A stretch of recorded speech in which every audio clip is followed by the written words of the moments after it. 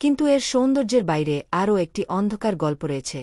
Green লেডির কিংবদন্তি ফ্রান্সের সবচেয়ে বিখ্যাত ভূতের গল্পগুলির মধ্যে একটি। 15 শতকে একজন ফরাসি সম্ভ্রান্ত ব্যক্তি জ্যাক ডি ব্রিজে তার স্ত্রী রাজা সপ্তম চার্লসের অবৈধ কন্যা শার্লট ডি ভ্যালোইসের সাথে শ্যাটোতে থাকতেন। তাদের বিবাহিত জীবন ঝামেলায় পড়েছিল। এক রাতে জ্যাক আবিষ্কার করেন যে শার্লটের অন্য একজন পুরুষের সাথে সম্পর্ক রয়েছে। রাগে তিনি তাদের দুজনকেই হত্যা করেন।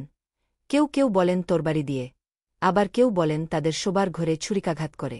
তারপর থেকে অতিথি এবং বাসিন্দারা শার্লটের ভূত দেখার কথা জানিয়েছেন, যা লা ডেম ভার্টে সবুজ লেডি নামে পরিচিত।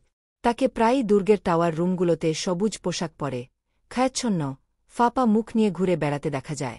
শোনা যায় রাতে তার ভূত কান্নাকাটি করে, বিশেষ করে ভোরের দিকে। আজ শ্যাটো দে ব্রিশাক দর্শনার্থীদের জন্য উন্মুক্ত এবং এমনকি রাত্রিযাপনের ব্যবস্থাও করে।